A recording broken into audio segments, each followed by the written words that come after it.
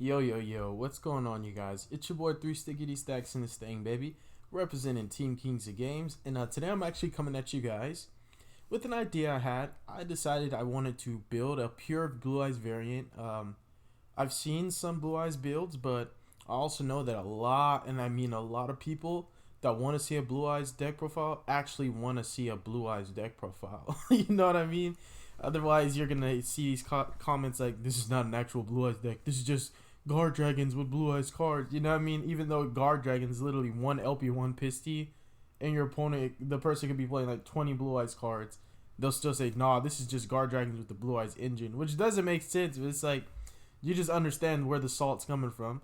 So I'm actually showing you guys pure blue eyes control. Instead of playing hand traps, I decided to play a lot more defensive cards. The idea and the concept behind this deck is to set up your main boss monster, Blue Eye Spirit Dragon, which conveniently is 2 interruptions in 1 card, you guys. This card is actually really good this format. Negating graveyard effects, obviously, you know, like the whole pendulum thing is just not going to happen. Like, pendulums are just, they're just forced out of the format, right? I mean, sure, like your pendulum matchup might be amazing, but the main thing this card provides for you is graveyard negation and an interruption when he tags out. Being that he can tag out into cards like Black Rose Moonlit. I also use this card as a key grind for my pretty much for my grind game. This is a key card for that. That's why I actually play multiple Azure Eyes so that my follow-ups can be there, my boards can be protected, so I can torrential for free. So the idealistic ending board would be Spirit or VFD or Shin Shin. It depends on the matchup sometimes. And sometimes you'll end on Lord, sometimes you're in on Titanic, sometimes you're in on multiple interruptions. Seal is another option, so these are kind of like your win cons per se. And you want to end on traps. Most notably, you want to end on Destined Rivals or the Ultimate Creature of Destruction, or both. Both these cards, when I get into them, are actually extremely powerful and oppressive. So let's go ahead and get into the profile, you guys. So for starters, I'm on 3 Prosperity.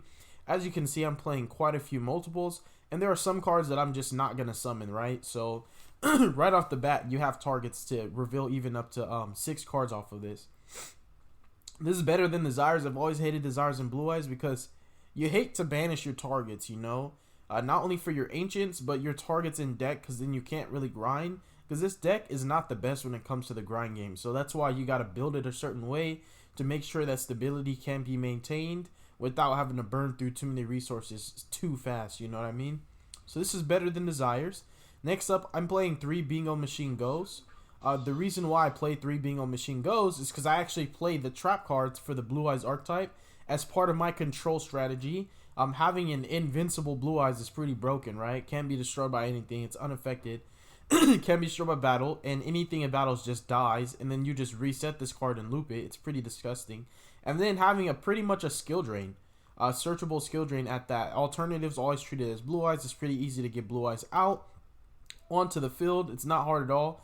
Like this card is actually pretty gas, you guys. You can search obviously your Blue Eyes alternative, your Blue Eyes himself, or you can search your trap cards. The main targets you want to go for with Bingo Machine Go are going to be the traps. This is so that I don't have to play Trap Trick if I don't want to. I can just easily tutor these out. I like multiples because these cards will come up more than once. So the Bingo Machine Go is just part of the control strategy. It's just here to make sure that I can end on extra interruptions, because I'm not going to lie, Blue Eye Spirit Dragon by itself is not always enough in most cases. But when you have it backed up with the right setup, and you've got access to your Blue Eyes because you're going to trigger a White Stone in the end phase, summon the Blue Eyes out so that this card's live and this card's live. It's pretty solid now. You can interact with the grave, tag out to protect your cards. Make sure your Blue Eyes can't be killed by pretty much anything because of this card. And then obviously skill drain your opponent. And because you're playing Blue Eyes, which funny enough, you know, this card is actually the the powerful engine of destruction who's virtually invincible, which very few have faced him and lived to tell a tale. Your follow-up is an OTK because this deck is very aggressive on the follow-ups, being that in the right situation, you tag into Azure Eyes, and then you're on your standby, Azure Eyes is going to float into something, not float, but it's going to secure another resource for you so that you can just push. And that's why I like the torrential interactions with Azure, because you can torrential for free and your opponent's board is clear, and you could just go in for game next turn. So first turn setup, second turn kill is the idealistic play for this deck. Next up, we're on 3 Melody. Melody, for the targets, I'm playing obviously Blue Eyes Alternative, and I'm also playing 1 Levianeer. This card's going to be key, not only for your grind, but also as an additional interruption, whether I'm just summoning it just to put pressure on my opponent, or I'm using it to reborn. So because I'm not really playing darks, I can't get like the best effect that Levy has to offer. I'd have to throw in some extra deck darks and then just like do some funny weird stuff just to get the pop effect. Levianeer is actually here as an extender, so that it makes it easier for you to go into Lord or Titanic Galaxy, or to make a seal off of that. If you end on Seal plus Spirit, your follow-ups are going to be immense, because Spirit can tag out to Azure. You could TT for free now. Seal can bounce a card, and then you could even put in Draco as a target just to make your Seal more impactful for your Blue Eyes deck. You could put in Quackimar Draco, but unfortunately, because this deck can't out its own Draco, you're gonna be like screwing yourself over, because your follow-ups you can't summon off of Azure or anything. But just food for thought. I do it in my Dragon Mates. So ideally, you're gonna use Seal to just pretty much summon out Dragon Spirit of White, and you could trigger Dragon Spirit of White to target a spell or trap your opponent controls to banish it, or you can summon out Blue Eye Solid Dragon, target a monster on the field, and negate it. So Seal is always gonna be 2 interruptions in 1 card. So that's why Levianeer is so good. And I just was really talking about Melody, but you guys can see the reason why I'm bouncing back and forth is because these cards that I'm talking about are tied to the same card that I'm going through in the order of the card. So this is another great starter. And then we have triple Sage. Sage Melody is always going to be freaking incredible, you guys. Just always. It's just always going to be incredible. Sage is just disgusting in pure Blue Eyes. You could search your targets, obviously your stones, or one of my favorite cards in this deck is Master. I love Master. He's actually my favorite level 1. Or you can just use Sage to put pressure on your opponent when you're going second. Just discard him, send something off, summon Solid from the deck, and then force a negate out, which is going to help you if you're playing against back row heavy decks. Send a monster and just summon Dragon Spirit of White. Loop your cards. Make sure that you maintain your resources. Sage is just always going to be a good card.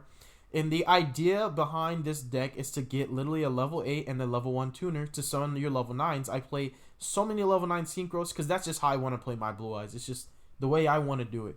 And there's a lot of good level 9 synchros. And then we're on 2 White Stone of Ancients and 1 White Stone of Legend. I feel that this is a correct ratio. I think that you don't have enough stone targets to be worried about playing 3. Because truth be told, the only real stone targets that you want are going to be these, basically, and then maybe 1 or 2 Blue Eyes. But at the same time, because of how Seal works, Seal will get you another one of your stone targets as well. So the real, like the true stone targets are most of the time going to be these, and you only really have 2 of them. But at the same time, if you want to summon the vanilla, you can summon the vanilla. So that's how I feel about playing 3 stone. Is like, okay, its graveyard effect does help you to grind so much better, but also at the same time, it's like, bro, like you can recur this card off of Master, you know? So you can recur it from your graveyard off Master, get it back in grave, and summon again. So that's why I feel like you don't need to play 3. I'm not playing like some Guard Dragon build, so you actually don't even need to play any more than 1 White Stone of Legend. It's literally just here as a searcher and a tuner target. If you need it to, you can use Melody to discard this, search your Blue Eyes Alternative or your Blue Eyes, whichever one you're missing, which obviously you're going to search Alternative because of Stone, and then you search Levianeer. So your ending board, you can have like Blue Eye Spirit Dragon plus a rank 8 or Seal. If you have to pick between the 2, Seal's always going to be the better card because it's 2 interruptions in 1. But getting past that, we're on 3 alternative. You have to play 3. It's easier to draw into it, and this card secures game. A lot of the times it helps you to push. It's an inherent summon. You can't negate it with effect activation negators because it just comes out like that. So this card puts a lot of pressure on your opponent. If your opponent has Herald of Perfection up and not Herald of Ultimateness, difference in cards, you can just reveal, inherent summon, smack it. Boom. But this card obviously is an extender.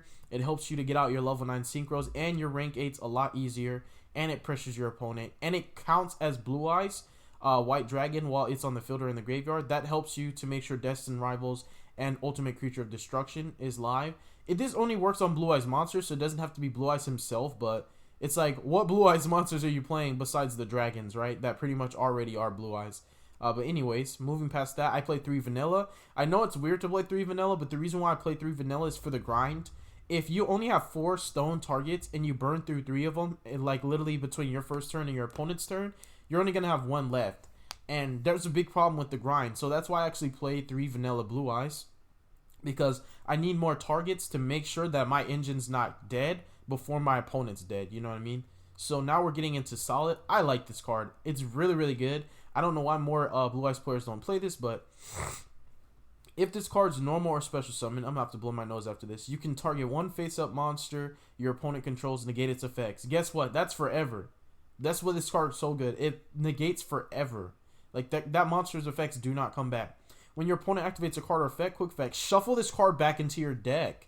And if you do, summon Blue Eyes White Dragon from your deck. This is another reason why I like playing 3 vanilla, because if I don't have vanillas in my deck, I can't loop this card and keep summoning it off of cards like Stone and Sage with Eyes of Blue. Because if I can't summon vanilla Blue Eyes, I can't shuffle it back. So this card helps you to grind, but you need to play more vanillas. That's another reason why I play 3.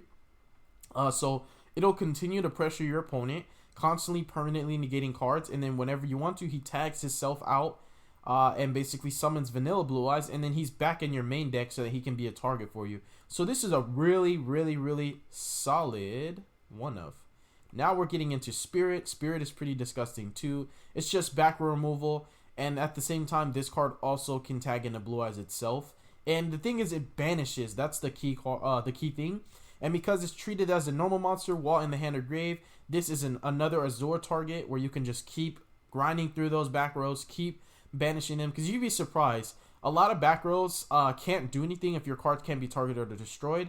The only thing your opponent would be able to do is pretty much Ice Dragon's Prison you. But that card is not in a lot of people's main decks because it has no impact on Drytrons. So now we're getting into Levianeer. I already talked about this, so I'm just going to kind of skip past it because I talked about it with Melody. I don't play any darks, like literally VFDs, the only chance you would have at popping cards. This card is supposed to be an extender. That's what it's supposed to be there for. It gives Melody more targets. Sometimes you'll have those redundant hands when you already have alternative. And you're like, I'm not about to search another alternative of Blue Eyes. I want another target. So Levianeer is there. You could play more Levies. It's up to you. But also at the same time, you need your graveyard set up with this card. And it's just there as an additional target to either grind it out or to get an additional interruption. So Melody is pretty OP in this deck. I'm not playing like a combo variant of Blue Eyes. I do put cards in my grave sometimes, like Melody gets in there. Alternative being properly summoned and going to the grave off a synchro summon, Return and also Reborn can be used on it. But you're not playing like a bunch of Silver's Cries and a bunch of returns because I chose Prosperity, I'm also not playing Trade-In. So the thing with that is because I'm not playing Trade-In, I'm definitely not getting that many targets in grave. So this card can brick. I know it sounds crazy, even though it's not once per turn. This card can brick as well as Silver's Cry. Because I wanted to play Silver's Cry. I like the idea of Silver's Cry being able to summon Dragon Spirit of White on my opponent's turn or their end phase to banish spells or traps and to reborn your Blue Eyes. It just secures your follow-ups to go for OTK pushes. Another thing you could try in the extra deck too is the Galaxy Eyes package, but I seldom make a rank 8, and normally when I can, it's Seal's always the better target. It's just the truth. These are just here in case you need an actual negation. Like, cause sometimes, yeah, this card's crazy, but if you need an actual negation, you'll pick these. And then 1-for-1's an extender, Reborn's an extender, and Master is an extender. Master loops your Sage or your Stones, and then his graveyard effect is disgusting. You can... okay, so let's talk about this card, because this card is really good, and it again, your deck can grind a lot better by playing Master. So if this card's in your grave, you can pretty much shuffle this card from your graveyard into the deck, then target an effect monster you control, cost. So it shuffles for cost. So now he's back in your deck, so you can grind even better. Send it to the graveyard if you do special Blue Eyes monster from your graveyard. Other than that, send monster. This card is another one of the reasons why it's easier to go into the True King of All Calamities combo with Cloud Castle. Because you can go Blue Eyes Spirit Dragon, tag out into like Spark if you want to protect your cards. Or you can even do it to go into Crystal Wing, but I'm not playing Crystal Wing because I always choose VFD as just a better target. So you can just go into whichever Blue Eyes Spirit Dragon target you want.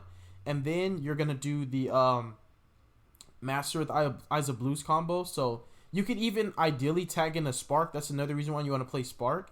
And then you can use basically you can use Master of Blue, and then the idea is just get a level 8 on board, go into Cloud Castle Reborn, the Blue Eye Spirit, and make your VFD. That's pretty much the combo in a nutshell. He just makes it easier to do because he can get the level 8 you need if you need him to do that. And also, he just shuffles himself, which is super duper good, you guys. Very, very good. This card is amazing. So now, that's pretty much all the monsters. The traps, I'm playing 2 Destined Rivals. This pretty much says if you control 2 of the most OG boss monsters in the game, any one of them, negate the effects of all face-up monsters your opponent currently controls. I wish it was forever, because to be honest, you gotta work to get this card live. It should have been forever. It still wouldn't be broken. Konami just don't want Blue Eyes or Dark Magician to truly be great. But yeah, it's a skill drain for the turn, just for the turn. And you gotta activate it at the right turn, because it's only what they have right now. They can summon again after this, so you know, just time it right. Ultimate Creature of Destruction. This makes your Blue Eyes literally the virtually invincible engine of destruction. Like this card right here is disgusting. Your Blue Eyes just can't die. There's nothing your opponent can do to it except kaiju it maybe. And then if it battles, it literally just kills stuff within a damage step. And then when you summon a Blue Eyes White Dragon, you can set this card and then banish it and leaves the field. So you get 2 activations out of it, but I still like playing 2 because this helps you to grind better. If your Blue Eyes cards don't die, your follow-ups are there so that you can OTK. So this card's really good. Even as an aggressive card, this card is really, really strong. You can so you can only use this effect, so you can even use more than 1 copy, because the this effect is the card effect to set it from the graveyard. So what you can do also is trigger this, and then if you summon a Blue Eyes monster on your opponent's turn, the same turn you activate it, you can set it. So on your next turn, your follow-up, this card's going to protect you. And then I'm maining 3 Gozen. Gozen just makes dummy sense. Unless I'm going into VFD, all I summon is Lights, Seal, Lord, Titanic, and Shinshin and Vermilion. But those are situational cards, right? And with Gozen up, it's like, this card's so good in itself that I normally don't need to go into these cards in the first place. Gozen just makes dummy sense. It's just way too good. And then we have 3 D-Barriers. And yes, this card puts in work in like pretty much every matchup. I know Rivalry sometimes can be a better card, like Rivalry. It just depends. Like Rivalry, for example, is better against Drytron because like all their cards are light, right? So it's better against Drytron in a sense. But like at the same time, Rivalry hurts me more than Gozen does. So that's like the counter argument. You can say play Rivalry so that they're locked into either fairies or machines. But if they go machines, they can just Zeus it anyways. But also because of how Rivalry works, you have spellcasters and you have dragons. And then some of your extra deck cards, you know, it's just like it will screw you over. And you won't be able to play efficiently with this deck, which is a problem. So that's why I just chose Gozen. And Gozen puts in work. It just depends on the matchup. But it's just the floodgate of choice. Because it's also reactive in the sense that against an established board, I can flip this and crack that board even if I lose the dice roll. And then 3 D-Barrier. Same thing with D-Barrier. Against an established board, I can flip this and crack that board. We have Torrential Tribute. It's just a blowout and it's pretty free when you have Azure Eyes. I believe this just makes your opponent... okay, never mind. I always thought it was unaffected by your opponent's card effect. It's just unaffected by card effects in general. So you could TT under this too. I also do the Azure Eyes play. You could TT under Azure Eyes. This is very free. Paving the way for the OTK. And then Triple Strike. Because TT Strike is just way too good. Destined Rivals plus Strike is way too good. Gozen plus Strike is way too good. D-Barrier plus Strike is way too good. So this card paired with any trap except maybe Creature Destruction is pretty impactful. So now for my side deck, I'm siding 3 Lancia, 3 Droll, 3 Nib, and 3 Ash. And for back row, I'm just playing 3 Lightning Storms. So all of these are just going to explain themselves. They're all for certain matchups. I chose to still side deck some hand traps because decks like Drytron are going to play through back rows a lot better. I mean, yeah, you can call Ritual, slow them down. TT at the right time, slow them down. They can play through Strike pretty easily if they're playing through it. But when you have the Strike set up and you're interacting with the Herald, it's a lot more impactful because you can crack that Herald, kill their board, and you can just push for game. But hand traps are still necessary. That's how you want to play them. Not every deck's going to die to back rows, right? But my gist is, like, I want to main deck the traps and side deck the hand traps if I need them. So now, and as you guys can see, pretty much every trap is good going second or going first. That's why I chose these traps. You could play Prison, but it doesn't really do that much to Drytrons, and that's my big issue. Because all these traps are already really good against Virtual World, even if you go second. Like, if you go second and you flip Gozen at the right time, like, if they don't have Chuchi, they're stuck with the VFD, the Dark, and they can't do anything else. If you DB or call Fusions, I'm not Fusion, call Synchro, it's just going to end their turn. TT Strike ends their turn. This card is disgusting. So yeah, anyways, I'm playing one Blue Eyes Twin Burst Dragon. This card is really, really good, you guys. Pure Blue Eyes can definitely take advantage of this. This card also just contact fusions itself, and it's an out to cards like Dragoon because it can attack twice, can be destroyed by battle, and it banishes whatever it battles. So if you force Dragoon out, you can just battle it, banish it, and then attack another card, banish it. This is an aggressive card, and this is non-targeting, non-destruction removal. That's really imperative to have because a lot of your removal targets or destroys, unless it's like D-Barrier or Gozen, right? But anyways, and you could have this, of course, but having more non-target, non-destruction removal is always handy. Blue Eyes Twin Burst is a really good card. Double Azure for the grind. This card just protects your entire board, and it floats into more resources. We have Moonlit so that Spirit can interrupt even further. Triple Spirit because this is the go-to main boss monster of the deck.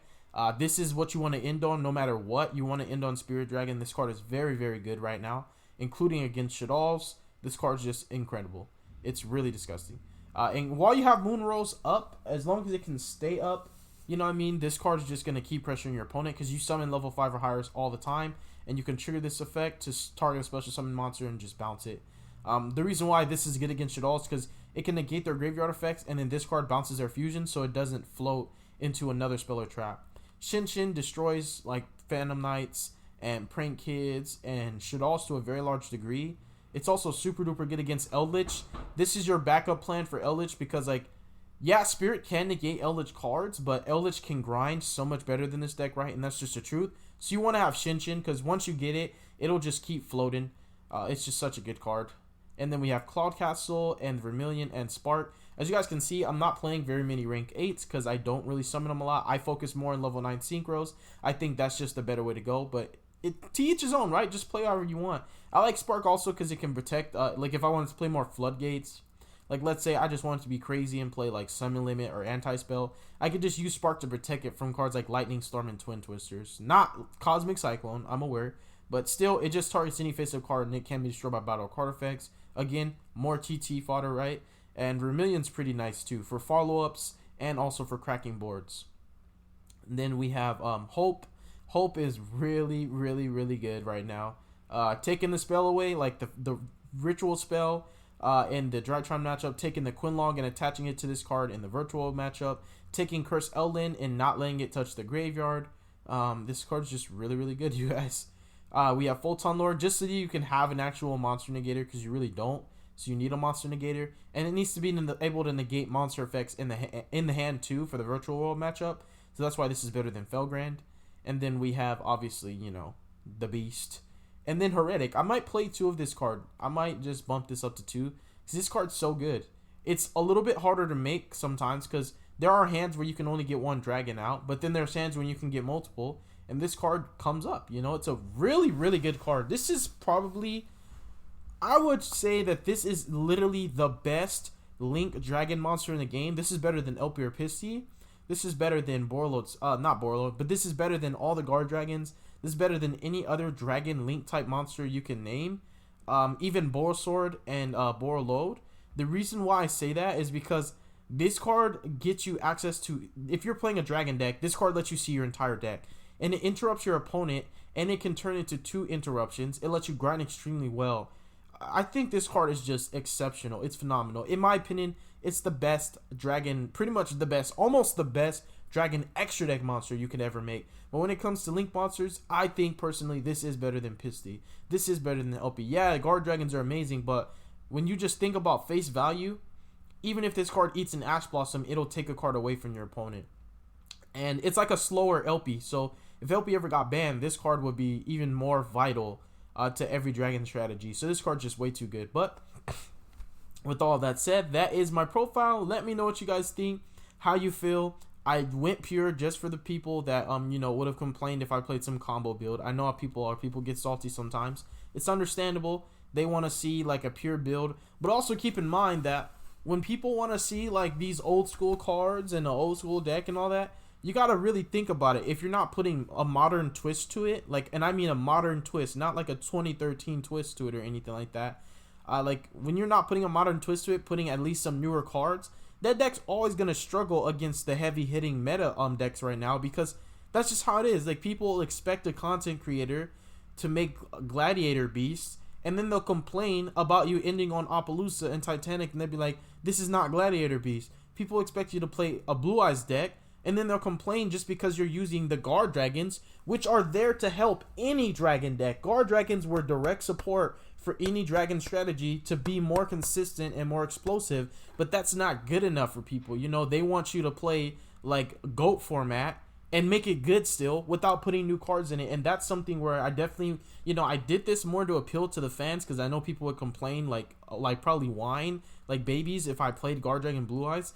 But also, you have to cut content creators a little slack, because it's like, we want to please you guys, but we also want to make a deck that's actually good enough. Because then if we make it the way you want it, you're going to complain about the fact that the deck's not good enough, even though we made it that way because that's what you asked for. So it's like, sometimes you just can't please Yu-Gi-Oh players. Sometimes they just complain and are ungrateful and don't appreciate what you do. But that's not like throwing shade. It's just the truth. Any content creator would probably agree with that. That when it comes to making decks like this that are iconic and old school, like if you play Harpies and then you throw Tri-Brigades in it, they'll be like, this is not a Harpy deck. If you play Harpies and you play it as a combo build and you're ending on Infinite Negates, they'll be like, this is not Harpies. If you play Red Eyes and you just go Dragoon Turbo, they'll say this is not a Red Eyes deck. If you play Dark Magician and you play Dragoon and a bunch, it's just like, you know what I mean? I can go on and go on, but at the end of the day, cut content creators some slack, because we do try our best to please you guys, but we also want to make our deck list actually good. Because if it's not good, it didn't matter if it was like as old as you wanted it to be with no modern cards. It's not going to do anything. Then you're going to get the list, you're going to pretty much play that same deck list, and then you're going to come back and comment saying, bro, your deck sucks, I kept losing with it. And then we'll have to reply saying, but this is what you asked for though. But anyways, our Father which art in heaven, hallowed be thy name, Lord Jesus Christ. Thy kingdom come, and thy will be done on earth just as it is in heaven. Please give us this day our daily bread, Lord Jesus, and please forgive us of our debts as we forgive our debtors. And lead us not to temptation, Father, but deliver us from evil. For thine is the kingdom, the glory, and the power forever. In the mighty name of Jesus I pray. Thank you, Father. Amen. All right, deuces.